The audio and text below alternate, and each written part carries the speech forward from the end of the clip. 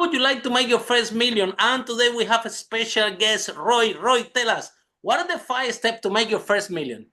Welcome to Unstoppable Podcast with Harry Sardinas, inspiring conversations with influential millionaires, investors, thought leaders, entrepreneurs who are making a massive difference with their innovative products and services, and sharing the challenges and wisdom of how they sold their first million. Yeah, so the first step that you need to do is you need to differentiate yourself. Okay, I know you got an idea that you think is really cool. All right, the real issue is how is it different in a way that people care about in the marketplace? If you do not have anything that's differentiated, I want you to stop. Okay, because you got to figure that out first. It's not about gee whiz technology. It's not about any of that, right? It's about how are you taking care of people in a way that nobody else does. That's the differentiation piece. Absolutely number one, Harry. The second is you need to focus on execution. Yep, you need a plan, and I can help you with that. That's for sure. But it needs to be abbreviated. Okay, it needs to be what I would call just about right. Perfection doesn't exist. It's a myth. And yet entrepreneurs spend half their life trying to find a perfect plan. Doesn't exist. Loosen up on the plan, tighten up on execution. The third piece is you better be a good learner. So you're going to learn through execution what works and what doesn't work. And you will iterate the plan that you created just about right as you go. And eventually you will iterate yourself to success. Okay, it's not because you were crazy when you started out. It's because, look, the world is so chaotic and so unpredictable that you didn't know it at the beginning. So the learning piece and adjustment piece is exceedingly important. The fourth piece is you need to be a servant leader. Okay, leadership in the world today is all about asking people, how can I help? The how can I help question, Harry, is about execution. How can I help you execute more effectively, make your job easier, increase the value delivery system? Viscosity is the way I talk about it, so that it's seamless, getting things from the inside to the outside. And the last point is, as a leader, you need to put your fingerprints on stuff that is your job. Okay, so forget about this incessant delegation notion that's promulgated by textbooks. You need to do some stuff yourself. Okay, because if you don't, stuff goes bad. Okay, so differentiate, execute, learn, serve people, do it yourself. Boom, that's it, Harry. That's amazing, Roy. I love your 5 steps. And would like to expand in one of them because, well, in some of them, but especially in the leadership, because we believe that all the problems that we have in this world, that's why we have war, we have all the problems that we have in this planet, the reason is only one: lack of leadership. Yeah. Now, when it comes to entrepreneur, is we come in and business, we see the same scenario, right? And it's important that you share with us, be a leader, but look how you position that. You say, be ready to serve, be ready to help your team. Yeah. From a lot of multimillionaires that I have attended this podcast, over 500 so far, I always ask them, if you had to start all over again, what would be that thing that you would put more attention? What would be that thing that you that you will do it better? And 90% of the people, especially in the tech entrepreneurs, the answer is always the same: Harry, culture. And if I knew that it's gonna take me 100 times longer and 100 times harder to achieve my goal, culture and leadership within that culture of my company will get me there sooner and with less pain. Yeah. So Roy, because entrepreneurs, sometimes people go in business and they have such a huge ego that people are going in business. I've been there, done it, lost, we all been there. Oh, I'm the big boss here. Everybody had to do whatever I say, otherwise you're fired. Yeah. And if you go with this mentality, yeah, there is no leadership. There is a very short possibility that your company is going to succeed.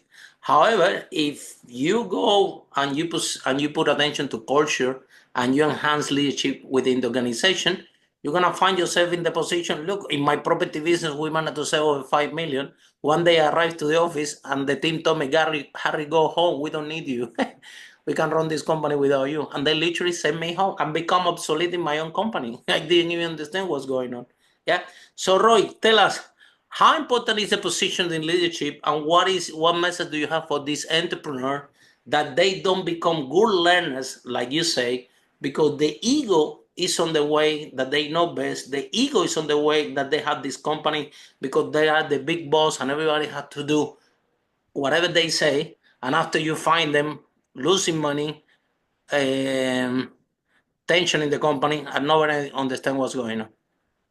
Well, I mean, the first thing is leaders operate within a context. Okay, too many people think this is a gee whiz thing, and let's go out and let's be charismatic. Let's be good at conflict management. Let's do all this stuff. And quite frankly, it's bogus, and I'll tell you why. Leaders exist within a strategic context. Their role is to execute the strategy of the business and drive performance to the highest possible level. Okay, so they're not existing for any other reason.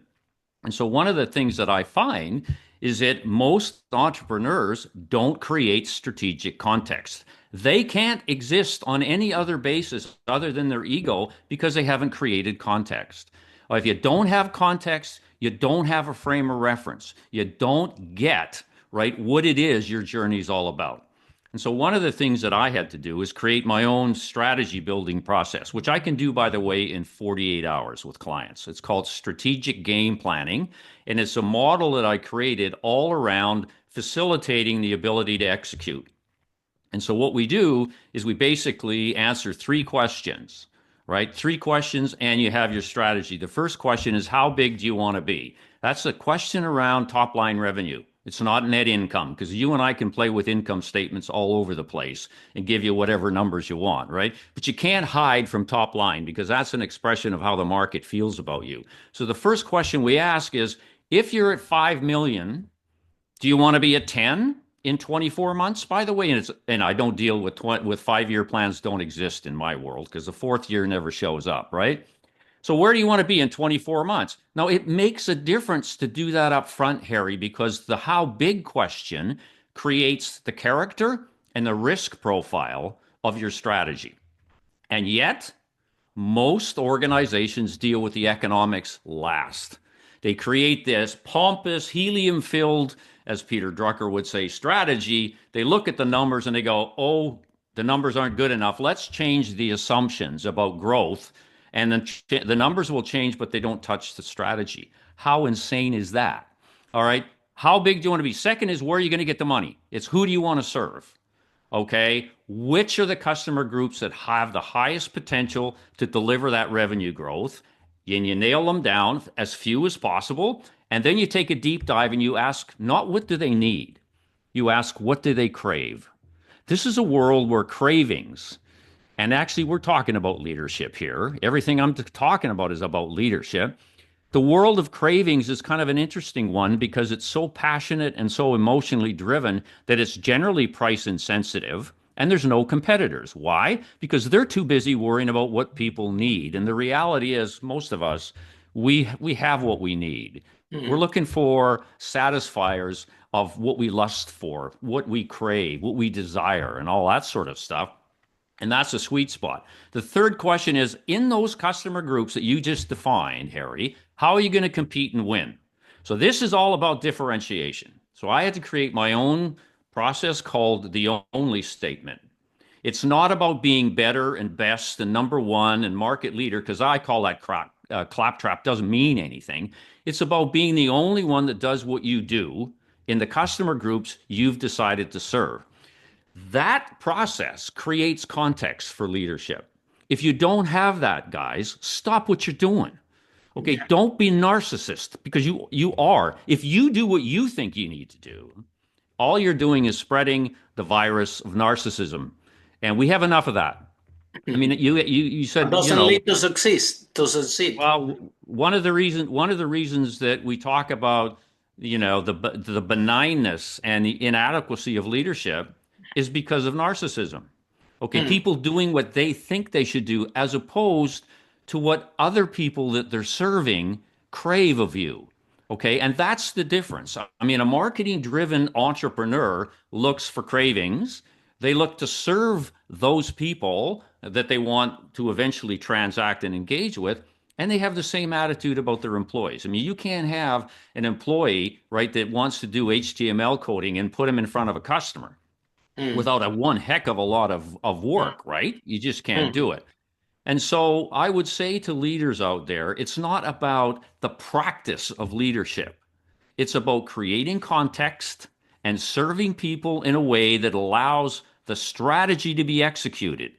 And that leads to a whole bunch of things that I did in as we got to 1 billion in sales around crazy concepts like killing dumb rules, hiring for goosebumps, cutting the crap, all this stuff that was oriented towards micromanaging, right, the machine and the parts in the machine that we absolutely relied on to deliver value to the outside. So if you don't get the context, stop what you're doing. 100%, Roy, and it's very important what we're sharing, and we're gonna talk a little bit more about this because I is the key of the success of the organizations, right? Before anything else, and I want to share with the audience, what this context, what this empowering context looks like. Yeah, because I did create one, Roy, by accident. I have this property business. Yeah, and then everybody comes to me. All the clients want to talk to me. Yeah, I'm thinking these people are gonna kill me. There are so many. When I Tough sleep, problem all to these have. people want to speak with me. And then I had the team coming, everybody to ask me questions. So I go to the office once and I said to the team, okay, guys, this is how we're going to do. Don't come to ask me a question if you don't have three solutions. Yeah. Come and ask me a question, but propose some solutions. Otherwise, don't come and ask me. Yeah. Because you guys are too many. I'm only one. Yeah. So I'm trying to make the job easy for me, yeah, because I'm protecting myself. I said these people are gonna kill me if everybody can come into me, ask me everything. So by axiom, Roy, I create this empowering context that you're referring to, literally by axiom, because now the team is coming and say, okay, Harry, we have this problem. These are the three potential solutions that we have for it. And then I was telling them, okay, which one do you choose? One. Which one is your favorite? Why shall I choose? You can choose. If it works, it works. If it doesn't, we have to choose the other one. No, there is nothing, no difference that Harry choose that you choose. Actually, you better to choose because you come up with the solution yourself. What do you think is better? And and then after a month or two, there is a joke in the office that says, "Oh, don't ask anything to Harry. Harry is useless. We need to figure out the thing by ourselves." Blah blah blah. 1 month down the line, they're joking. 2 months down the line, they're joking. And after 6 months, I go and they literally send me home because I would say by accident, because I didn't have the experience that you have, and I didn't create that intentionally, but by accident I created this empowering context where it's not about Harry. It's actually about your solutions and empower your solution and pick your own solution and believe in your own solution. And you have Harry here to serve you, to give you support. If it works, works. If it doesn't, it doesn't. And we try again and everything and it's okay. I don't need to prove that I'm the owner. I need to prove that I'm the CEO. I don't need to prove to anybody that I had to take the solution. So the whole point is, Roy, that the only thing that I did is I started to hire people literally that were better than me at everything. I was the worst in the company. In fact, my manager was telling me, Harry, the only problem in this company is you. Go home. You don't need holiday. Go. I'm like, guys, you don't need paper in the printer. I said, no, we can go to one paper in the printer. Go home. So I think that, Roy, by accident, honestly, I created this empowering context that you're talking about in terms of leadership, that No, the team look, feel empowered that they can run the company, and it was yeah, amazing, right? yeah. That's not what I'm saying. Yeah. With respect, okay. Yeah. What I'm saying is that leadership creates the context, and people are empowered to execute within that context. Like, I'm not a guy, this never worked for me to say, go do your own, have a good idea and go do it. No, that's not what we're here to do. What we're here to do is drive the performance of the organization and achieve the strategy that we've all agreed to do, the journey Combined that we've together. all been Yeah, yeah. on. So what I did is I created this notion called leadership line of sight. And so what we did is we literally translated the strategy for every employee in the business. This was a big business. We're talking 8,000 people. Okay, it Wow. was a data and internet. It was a data and internet company that we took from a monopoly environment into a competitive environment. And when we had this strategy, what we had to do is make it real for every individual. Okay, we didn't simply say, here's a strategy, go do it. No, that would have been That's something. dysfunctional and Yeah. chaos. But what we did is once we literally translated it, and that's a really important function of leadership, is to be able to translate the strategy in terms of what does it mean to sales? What does it mean to marketing? What does it mean to all of that stuff? Once we did that, then we said, okay, that's your role. Okay, how you do your role, I'm open to have a conversation with. Okay, but make no mistake about it. Don't go invent any other role. I'm not empowering you to go do anything else. This is what you have to do because otherwise, you see, you get dysfunction, especially in a large organization, and everybody invents their own sort of activity plan. That's chaos. In a world that's really complicated, changing quickly, you need to be absolutely mindlessly focused on the strategy. Where you can loosen up, and I agree with you here, is on how you achieve some of this stuff, allowing people to use their own good judgment and their own sense and make mistakes. As long as you never make the same mistake twice.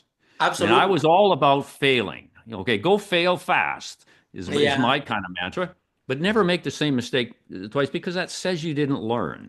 Yeah. So a real huge pieces of leadership, I got to keep coming back to this. Okay? Our job, right, is not to make people feel good. It's not to give people freedom. Our job as leaders is to get the job done and drive performance of the organization. Otherwise, forget the million, forget the billion. Not going to happen. It's within that context we now allow degrees of freedom, right, with the people that earned it. And so that's kind of what I did. Fingerprints on, empower around that, measure, hold people accountable, and I actually what I would call served around. You know, in the old days, Peter Drucker, no, Tom Peters came up with this notion of management by serving around, right? We all know that. I said to Tom, I said, look, it doesn't go far enough, dude. What we have to do is not manage by wandering around aimlessly. We have to lead, or we have to practice leadership by serving around, where we look for opportunities to improve people's lives so they can execute the strategy better. So it was highly focused on execution, not just wandering saying, hi, how's it going? No, what I want to know is what's preventing you from executing the strategy that we've all agreed to do. And I got a lot of that. I got a lot of feedback. But you know what? It was brilliant. It was brilliant. And as soon as you start, solving people's problems that way and making it easier for them, wow, the performance just kicks up, right? That top line just goes straight north. And so, yeah, you can empower, but you empower within context again. Yeah. At the end of the day, Roy, is skill. I always say it is the more you practice, the better you become. It's like driving a car or swimming. Yeah. And when it comes to leadership, yeah, I think we all learn. Like I said, we happen kind of by accident. Yeah. But somehow because the word leadership comes from serving, so it means to serve, right? And when you come to your team, to the position, how can I help you? How can I save you? And you collectively, empower their ideas, and you support the team. This team become unstoppable, like the name of this podcast, yeah. And it's not gonna be people that are gonna be enrolled in that vision, in that mission, or in the way that the company operates, but it's that collective effort, yeah. And I think that something that you talk about, the humility of the leader. That doesn't mean, yeah, and I understand where you're coming from, because I had that also as well, that you empower the team and then the employees coming to tell you what to do. And this is a no, you know what I mean? So sometimes you give, because in that process, this happens as well, that sometimes the employees come out of their own function, yeah, and come to tell the CEO or the manager of the company what they have to do, yeah. And we did came to this challenge, and we have to deal with that, yeah, because So we're so talking so the about the question role, yeah, we're the talking que- the about the question role, yes, Yeah, exactly. but the question there is, okay, you say you have to do something. Okay, the test of reasonableness, okay, and the due diligence question is always, how does it relate to the strategy? If you say you have to do it, convince me that it has to be done to execute what we've all agreed to do. Okay, if it's a whim, and look at, there's a lot of whimmers out there, Harry. We know that. Right? They want to Yeah, pursue their and own they are around in particular. the organization, and is a big headache to deal with them, right? Nope. Look at it, it's really simple. The filter is always the strategic plan that you've agreed to, right? And if you've done, as a leader, if you've done your work right, translating that and getting sign off, okay, then you've created the box that we're going to run around in with these people. If they want to get out of the box, Mhm. which happens sometimes, it means you're not That's always going to get the strategy right because things change. Well, okay, fine. Let's redefine the box, but we're not going to keep the box the way it is and allow you to go run outside it. No, that's not on. You need to convince me that we need to change the box, and then you can run around inside it, right? There's too much of this, I would call mindless empowerment, right? That is anti-performance. And quite exactly. Yeah, frankly, Harry, it's lazy leadership because they haven't done their job translating the strategy and creating that context for people to run around. People want context. It's not like you're forcing absolutely. them. They always say, what do you want me to do, Roy? What do you want me to do? I said, okay, well, let's sit down and talk about what you think we should be doing given the strategy that we just Great. agreed to. And all Yeah. of a sudden, boom, magic, fire, and here comes the results. I mean, we didn't get to a billion with having a billion as an objective. Okay, all we knew was coming out of this telco that the internet possibilities were huge, and we just needed to create an organic organization to take advantage of that growth. And what I get goosebumps just thinking about it. What we discovered was year over year by doing the simple little things that we're talking about here. I mean, people were just behind us, driving us in front of us. And sometimes they got impatient. Roy, we're not doing this quick enough.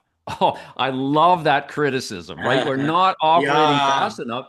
And then boom, all of a sudden, it just kind of goes and you look back and you just think, wow, as a team, we really created some magic dust in just the simple little things. People often say to me, well, hang on a sec, hiring for goosebumps. I've never seen that in any HR book. And I said, I know you haven't. That's the point. You have in my book, right? Just a simple little things that allowed us to get insights on people that you couldn't get any other way. Like I'm going to teach you the job. I can't teach you to love human beings, Harry, right? You Yeah. give me that. You're Yeah. either born with it or not. I can't train you to love me, right? I Yeah. just got to earn that somehow. And And yet, you touched something very important, what we call it speed of implementation. Yeah. The other day, somehow I sit in a conference and it was about critical thinking. Yeah. And somebody was doing a conference, yeah, for entrepreneurs. And they would say, well, when you have this situation, you need to think about this, you need to think about that, you need to think about the contract, you need to explore that. And I'm listening to this guy. I said, man, if you are in business and you need to go to all this critical thinking to take a decision, you're dead. you know, I don't know. absolutely right. It was a conference for entrepreneurs about critical thinking, and I'm sitting there, and all the entrepreneurs sitting there, and I don't understand what's going on. And I said, I, because speed of implementation. Even Lily wrote my book, yeah, and after the years, she told me, Harry, I realized that your best uh, skill, or your best thing that you do is the speed of implementation, Very quickly, when I am in business, very quickly I implement things really fast, way too fast actually. And but guess what happened? Very quickly we find out what's the problem and we fix it. You very That's the quickly. point. I'll You tell know, you what, you're not going to find out how imperfect you do were you by think that with the sitting around critical pondering thinking, it. Roy, are gonna spend a month to take a decision, and then I'm gonna take the decision that nobody knows anyway, because until you don't test it, it's ridiculous. But so I like what you said, and I agree 100%. The speed of implementation, Roy. I mean, obviously, between taking calculated risks and with experience, is not one thing is the speed of implementation, the other thing is go crazy. But but I think that this is really really important, especially in large organizations. Let's talk about this because you do have experience running a lot of organizations, like about the speed of implementation. Because we have this case, yeah, there are two scenarios here. There is one, imagine one boat like the Titanic, and we have this organization that they have this pyramid structure, yeah, and they are like a big boat, like a Titanic, right? And then you say turn right, and now all these big boats have to turn right. Where other organizations, yeah, they have different structure. That rather than be like a big boat like the Titanic, they are like 3,000 small boats. And when you say turn right, the first boat turn right, and all the 3,000 boats turn right quickly. And this organization had the ability to respond to change faster than the other one that have a different structure, like a big boat, like the Titanic. Yeah. So, what is your view in the company structure that has to be in place in order for big organization to respond to change fast? So that's Yep, why they yep. stay in business, because lots of companies are out of business right now, big giants, because they respond to change too slow, right? Well, yeah, they may think that's what it is, but if you dig down deep in it, I'll bet you any money they are not different than anybody else out in the marketplace. I keep going back. The number one step is differentiation and creating a strategy around being the only one that does what you do. But you can do it quickly, is my point. Okay. You kind of loosen up on the strategy building process so you can get to, all right, how am I going to implement this puppy in the real world? One of the things that hit on me really, really early was this notion called cleanse the inside. Cleanse the inside is my way of saying, look, you can't execute anything if you got a dirty inside. By that I mean it's all gummed up in grunge, bureaucracy, too many bloody managers, an approval process that's frickin' ridiculous. Nobody's empowered, blah blah blah blah blah. So what I put in place is a process to go through the organization. And again, it was a big organization to try and what I said, improve the viscosity of the value delivery system. And that was all about rules, procedures, systems, right? Job responsibility clarification, numbers of levels in the organization. Like I'm a guy that loves flat organizations. Okay, I want as few as people between me as a CEO and the frontline people actually doing the work because I want to know what's going on. I want to be there to help, right? It's And easy to you got respond to three or change. You can respond to well, change faster exactly. like that. Yeah, and I want to know, when it's time to kind of like, tip the rudder one way versus another. Okay, but it requires some structure to get there, and Absolutely. you can't get there overnight. And so when I look at organizations that don't implement very well, first of all, it does literally go back to strategy because they don't get it. They don't understand what it is they're trying to achieve clear enough. How can you build an execution machine if you're not clear on what you want to do? And that happens a lot. And people just put it under the sort of notion that says, well, it's an execution problem. It's not. I mean, you're thinking tactically. You need to understand the strategy, and it leads through to execution and cleanse. The reason the cleanse environment is so difficult to achieve, particularly in a larger organization, is there's too many owners of the crap, right? There's people that put stuff in like procedures and systems. They put them in 5 or 6 years ago, and you want to take them away from them, right? They fight you tooth and nail. right? Mhm. And that's just the human thing. But again, I mean, if it's a matter of, are you signing up, right, for the game plan or not? And if you are, then okay, let's kind of do this stuff together. But my message would be to people who aren't happy with how things are executing, is to think about it that perhaps the lack of execution is merely the symptom of the problem. The problem is you're not clear enough on your strategy. You haven't defined line of sight to employees. You haven't figured out how to support them. You haven't cleansed the internal environment of crap and dumb rules and procedures that make absolutely no sense other than to internal auditors. And I'm not demeaning them. We need them, I guess, but at least in some sort of customer context. And if you do that, you might discover that no, it's not an execution problem. It's something else that results in bad execution. Yeah. That's what I would suggest. And then about the procedures, right? That's interesting because I remember in our company that, the procedure of year one have nothing to do with the procedure of year three, of year five. And if you see the procedure of year one and the year 10 in business, it's completely different, right?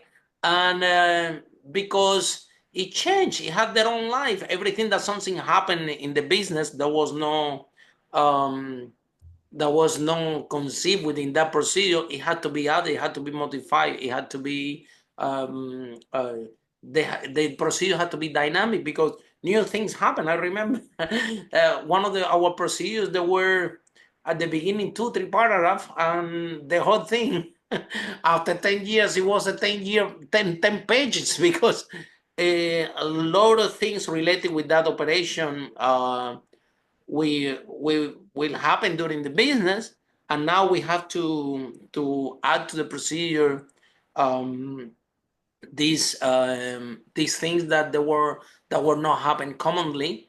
But when that things happen, that is very uncommon.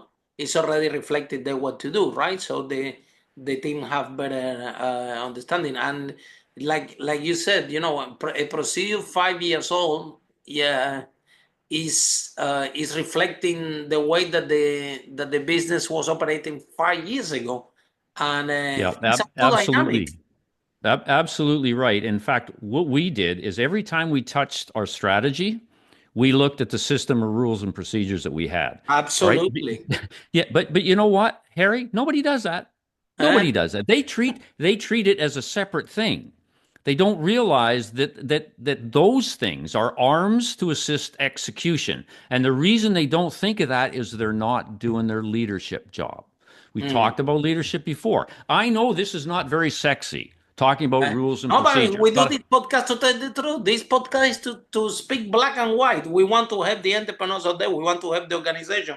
We know here in this podcast to tap people on the shoulder to say we are here to speak black and white what actually is happening so we can help people out there.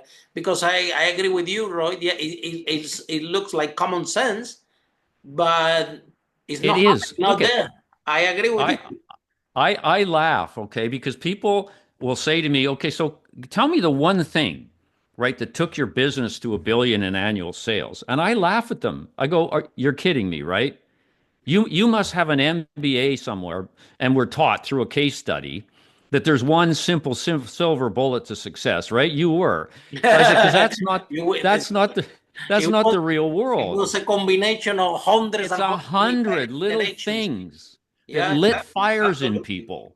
All right, that's what it is. But I laugh. And you know what the travesty here is that we're talking about. We could do a whole show on the education system, by the way, and how well they're preparing entrepreneurs. But the Oh, travesty, the yeah. travesty, the travesty is people get out of school thinking that there is a perfect, correct way to do things because they've been taught right through case studies and sort of modeling, etc. And I keep saying to them, put the textbook down, dude. Okay, I'm not saying that education is important. It's exceedingly important, but it will only get you so far. If you actually think that having an MBA will make you, right, a CEO of a huge organization in five Oh, years, boy. give your head a shake. The problem is they expect it. And that's not a function of them. They can't help it. They've been led to believe that if they practice all this dogma, and I got another word for it, but dogma. If they practice it, then they will be successful. And I keep, no, give your head a shake, dude. Not never going to happen. Never going to happen. Let me show you a couple of silly little things like cutting the crap that might Yeah. help your execution problem. And I don't know, there's more of us, man. Look, my We advice. got to get out there. Look at me. Yeah, I one of my business. I opened a restaurant in Brick Lane in London. I lost over 200,000 pounds. Yeah. Um, and that's my message to the people who want to study in MBA. Yeah, rather than get all these thousands of dollars and go to university, open a restaurant.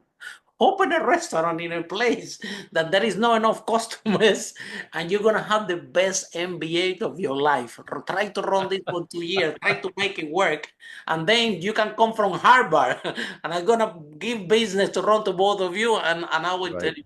It's a very Right. important book, Roy, that said, why student A works for student C, right?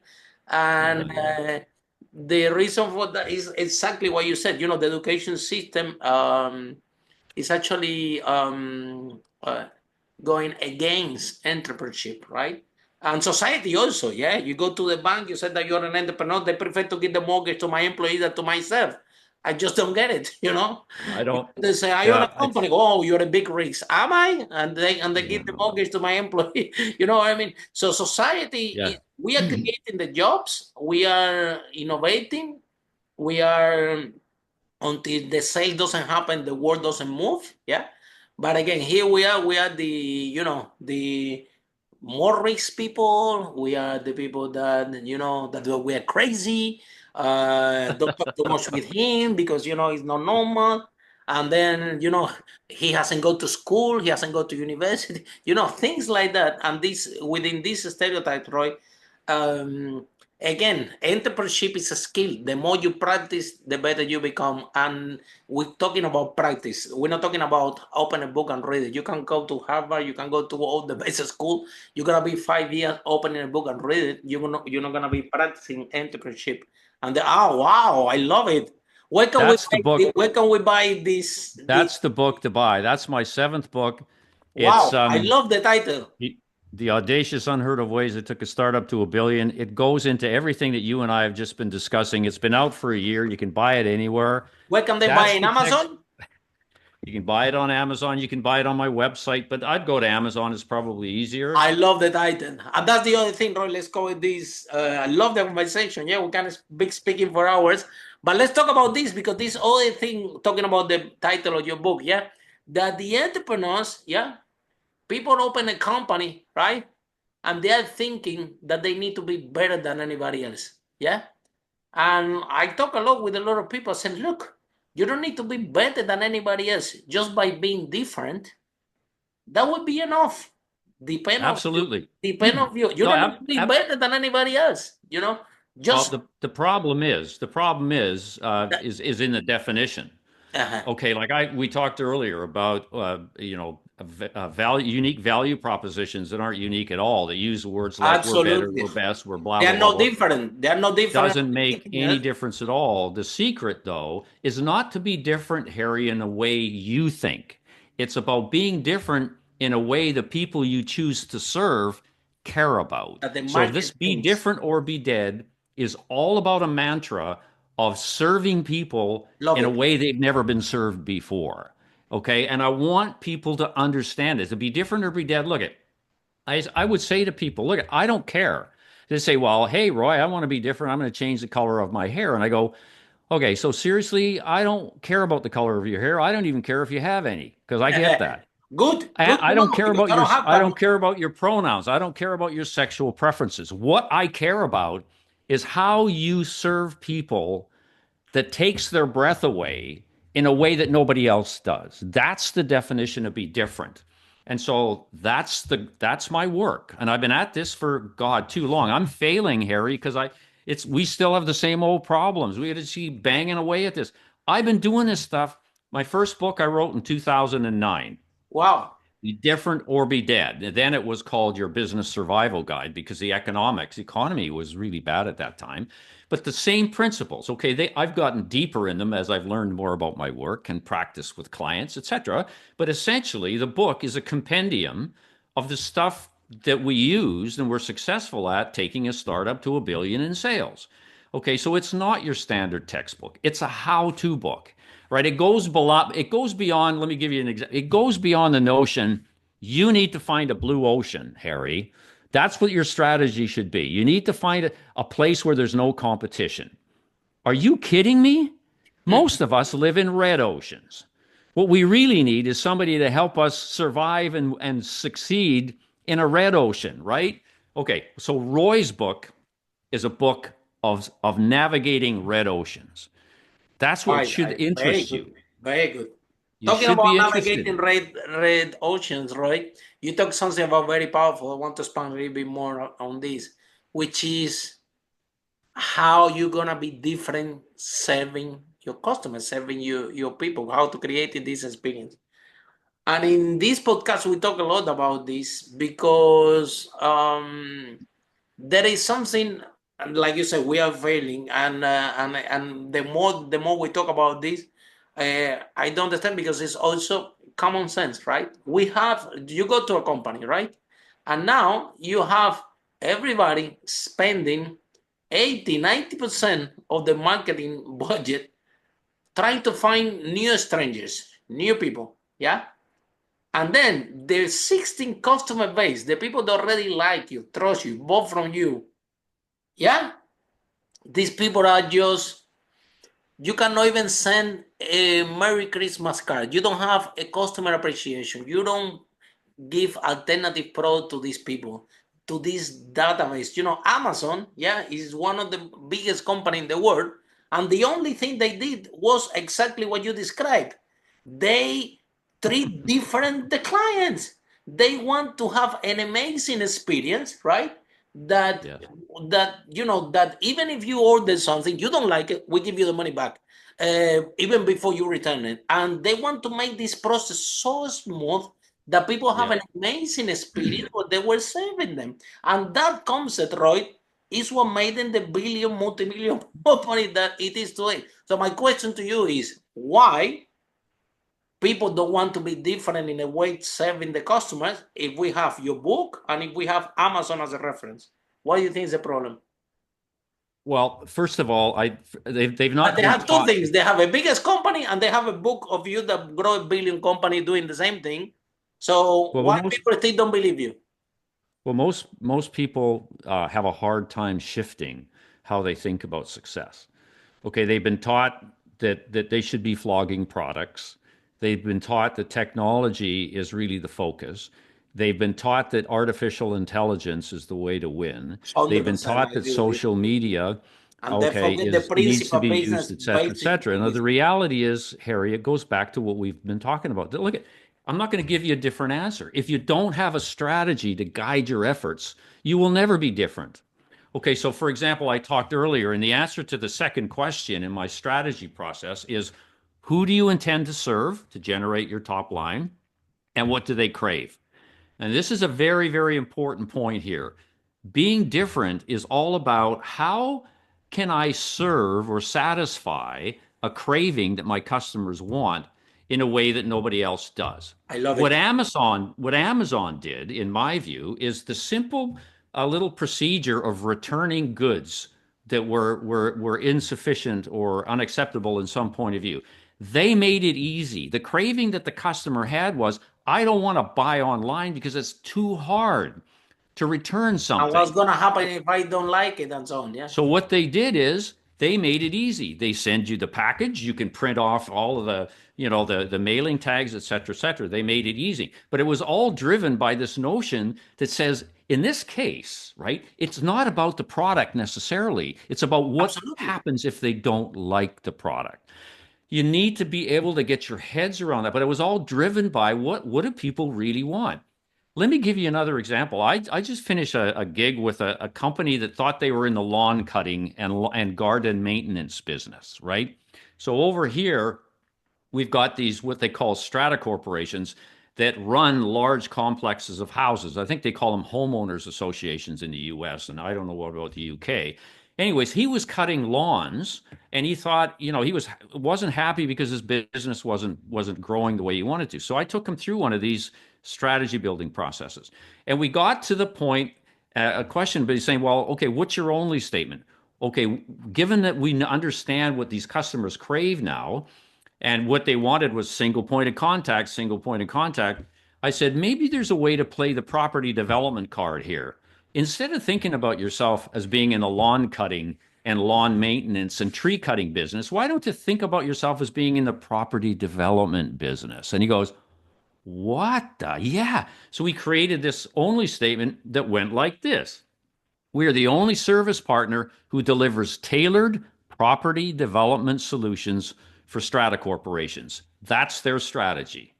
That's all they focus on. All right. And so within that, all of a sudden, the marketing piece is about bundling together services, leveraging the relationships they have with painters and cleaners and Every all this kind, everything. Right. And so that's an example of creating a different, reframing your business, all right, away from what you think it is that's product focused into what customers crave. And so that's the kind of work that I do, and nobody else does it. And the problem that I have is it's so hard to get people leaning in and agreeing to do that because they've been taught that the world of business is something different. And that's the education thing that we were talking about earlier. yeah, To be honest with you, I failed. And I say I failed because there's not enough people who are adopting this sort of approach. And I'm sure you find the same thing in yeah, talking to your clients. They're thinking in a textbook school thing as opposed to being open to other solutions coming from practitioners like you and I, who, by the way, we also have an MBA, but it's called Masters in Business Achievement. yeah. That's the difference. Absolutely.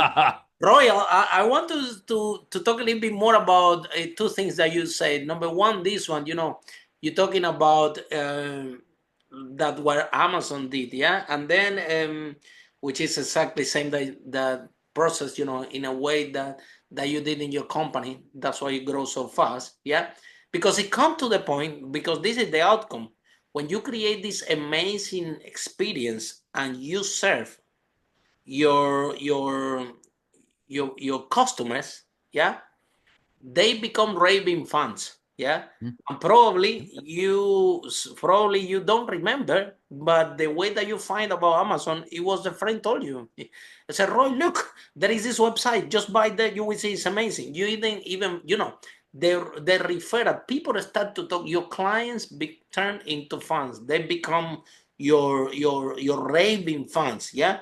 And that's why Yep. people leave a lot of money on the table. They take out the money to try to acquire strangers, right, and improve the experience of the other um, of the clients, yeah, without knowing that this is the goal. The second thing, Roy, that you talk just right now, and I love it.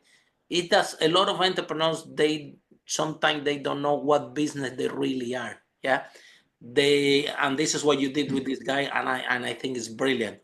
Because sometimes, yeah, sometimes no, most of the time, hear me out. Yeah, we see those a lot of in the tech startup everywhere. People take all the money from the family, all the money they have, and they create this amazing product that is gonna change the world, that is so revolutionary that actually they need a little bit more money, so they remortgage the house and they create this amazing software. And after they don't have any resources, any money, or anything, they come and say, Roy, look, I cannot sell it. And and and now they and now they want you to help them, yeah, with no money, and but the product is, it will change the world.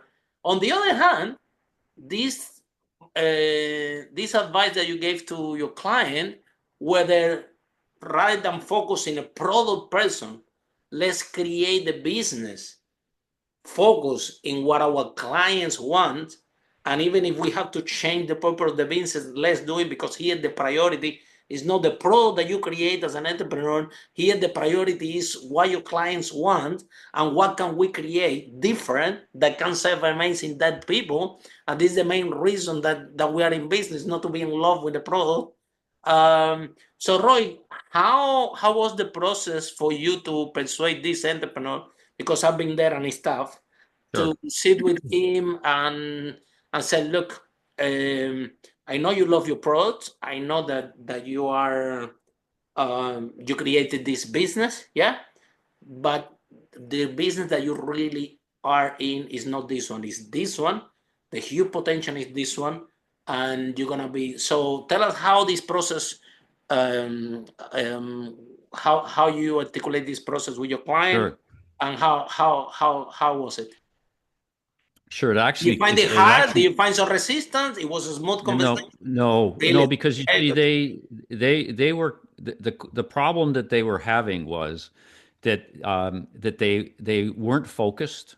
They didn't believe they were focused on the things that they needed to grow their business. And so what we did is we basically did a 2-day workshop to build them a strategic game plan using my process. And so the actual redefinition, or I wouldn't say redefinition, but it's just a reframing of their business came as a result of asking the question, how are we going to compete and win in these strata corporations? Okay, given that we understood what the cravings were, and the craving for the strata corporation was they wanted single point of contact. They didn't want to deal with 150 different suppliers. So I said to them, I said, well, okay, if in fact you were in a position to be that single point of contact, the question Brilliant. was, would that give you a competitive advantage? Would you be the Absolutely. only one? It will be Would different. you be the only one that does what you do? So you'd be different. But it's the only one. And they said, yeah. So I said, okay, let's consider this notion of property development. So we worked it through. So it wasn't just kind of like snapped. It was actually born out of developing the strategy using the process that I've got. And so by the time we ended up with their only statement that was built around property development, they just go, okay, yeah, huh? Because they created it. So if they created it, and I did the same thing, by the way, with a boat dealer in Toronto, Ontario, Oh who wow. actually I got him into the business development business. Well, you see, what he did is he sold boats to boat dealers. So he thought he was in the boat supply business, The whole right? business, yeah. So same issue, wasn't growing. We went through the process, and so I said to them, we got to the point where we're talking about, okay, what do these boat dealers crave? What keeps them awake at night? Is kind of like the other way I phrase it. And what came out is had nothing to do with boats. What kept these boat dealers awake was the fact that they were afraid that their business was going to stop growing. So I said, okay. I said, what if we put ourselves in the business development business? And rather than sell boats, what you're going to do is sell solutions that allow They them can grow to the grow business. their business using as an anchor, not too fine a point, a boat. I said, so I said, so what we did is that, and they're the only one that does that. They're the only ones, right, who provide custom solutions to help boat dealers grow their business. Now, the reality is they use boats as their basic product to do that, but it's not the product. It's everything they wrap around it, like consulting, right? So they have to learn things like inventory management and all that kind of stuff. And they were enthralled. It was like a breath of fresh air because suddenly their business was exciting. And by the way, no competitors, premium Look at prices. this. I mean, come on. That's the beauty of cravings. No Out of a red competition, premium ocean space. environment. Yeah. The beauty is out of the Exactly. red ocean environment create something amazing like this. Yeah. Yeah. That's the So that's what they did. And they're having a good time with it. I said to him, absolute. I said, you know what? It's amazing that the boat dealer really doesn't care if the boat floats. Hmm. Even Roy That's not what's going to McDonald, make him yeah, successful. McDonald, they were not in the burger business. They are in the real estate business. You know Yeah. what I mean? So Roy took it from the McDonald's from the burger business to a real estate, and is then on par to because of that. So, but it's difficult, Roy. Is entrepreneurs they are number one. I think that the challenge that we have is sometimes people don't have the right mentor or the right coach that have the experience enough to ask this kind of question, yeah, and to go to the brainstorming required, yeah. And the second is that this question, which business are you really in, is it seems easy, but it requires minimum 2 days workshop, a lot of research to see what's going on in the environment. However, Mm. if you can repurpose on time, can make the difference between day and night. can literally get you from falling to change your situation. We can call it Roy overnight, right? Yeah. It happens so The other fast thing that that, they won't believe, right? well, and they have no idea. Well, most of these What's small going on? businesses, Yeah. they're working on in their business, not on their business. And I'm trying to convince them that they need to give me 48 hours.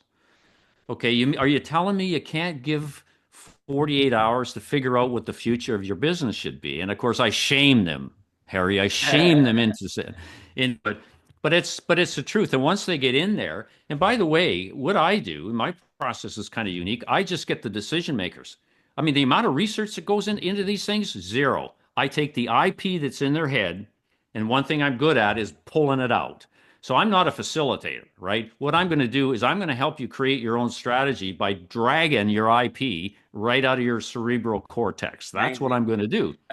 And that we get it done in 2 days. And they go, holy smokes, I never would have imagined that we were able to do that. And so it's very gratifying when their eyes light up and they pump their chest. They go, yes, we got a winning strategy now. And when you can change your situation so fast, because sometimes people don't see the way out, and Different set of eyes, the truth different is, mind, different no, the perspective. truth is, if Roy, if somebody have been in business for X amount of time, they already have the skill to become an entrepreneur. They already, Right. maybe exactly what you said. Maybe they have a product that the market is not buying, but they have the skill already. It just you need to put in the right track. That's all. Yeah, and Yep. they need just Help them and shape a them. little bit And of help. Yeah, and so thank you so much, Roy. I think that this interview have been amazing. Yeah, learning a lot from you. Yeah, thank you so much for your time. Thanks very much to share with your audience your expertise. A lot to work in leadership in organizations. A lot to work in. Exactly what you sharing, in how to generate this structure to organizations where there are not so many layers. So the C-level position is really close, yeah, to what is happening, so they can respond to change fast. And again, create a business where is no product focus, yeah. So the priority is not your product.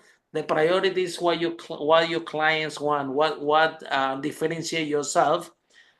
Create that difference in what are the needs and problems of this client base that you have, and create something amazing for these people. Yeah. So packaging that. So Roy, if people want to learn more about this and they want to contact you or they want to read your book, how the process works, how they can find you. yeah, so I have a website, bedifferentorbedead.com, and I've been fooling around with this for a long time. I've had the website since 2009, as I said earlier, when I wrote my first book. So on the website, you will get a blog, which there's just a ton of content on there since '09 on the stuff that eventually got updated in my new book. And so you can check that out if you wanted to know what hiring for Goosebumps is all about. You can find it there on my blog.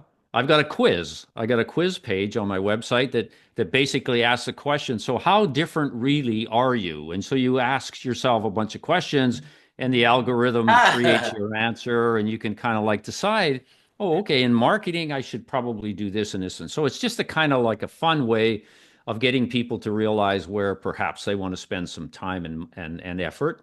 I've written 7 books, so the 7 books are on the website. You can get access to them there. And yeah, I got an email. It's roy.osing@gmail.com. And I'm happy to have a conversation with individuals. And in fact, it's kind of interesting, and I love this, but I get people sending me, as a result of these podcasts, people sending me emails saying, "Hey, Roy, I've just created my draft only statement. Here it is. What do you think?" And we have an opportunity, or you know what? I'm not growing. What should I do? And everything that we've talked about. And man, I just love it because it gives me a chance to work with somebody, and hopefully it's useful in trying to change the conversation out there. And at the end of the day, Harry, Absolutely. that's what I want to do. I just want to help change the conversation, and I really appreciate guys like you and what you're doing and kindred spirit. We're creating an advocate army of Yeah. doing things differently, right? And so thank you Absolutely. for Roy, having this me is what on. we believe. Yeah, in this podcast, right? This is what we believe. We believe that the entrepreneur that should be happy, they should be wealthy, they should be healthy. Yeah. And let's face it, you don't need the money. You could be in Miami with me here in the beach. You don't need it. You grow a £1 billion company. We do this, we do what we do because we actually want to help. We want to empower the entrepreneurs, people to have a wonderful life. Because guess what happened when your Yeah, business start to grow, yeah, and you increase your sales. You know what happened? This thing can work even in autopilot without you. You can hire a CEO, and you work just because you want to, not because you have to, right? right. That will change Yeah. the dynamic of your life, of your health, and this is what we want for all the entrepreneurs. So my advice is to listen people with experience. Yeah, as you can see, Roy doesn't look young. Yeah, so it's a lot of experience there, and something, Roy, that you say, become a good learner. A lot of entrepreneurs out there, they are not good learners. They don't listen. They think that they know best, and they think that because somebody have been 20, 30 years in business and we are a little bit old, yeah, we don't know what we're talking about. And boy, business has been the same process since the world, since the history of humanity. Yeah, a lot of people come to me and say, Harry. "Hey, you know what? My business is different. You don't understand No, it ain't. the difference." And look, I have the answer. Your business is not different. I want to leave you. I want to leave Yeah. you with one Roy quote. It's like I've forgotten more about business than you will ever know in your entire lifetime. There you go. Thank you so much, Roy. And on that note, see you guys in our next episode of Unstoppable. How brave entrepreneurs like Roy break that wall and achieve the first million. Bye for now. Follow us for more interviews with world's most influential, audacious entrepreneurs that overcame challenges and adversity, providing you with the blueprint of how they sold their first million so you can grow your business exponentially.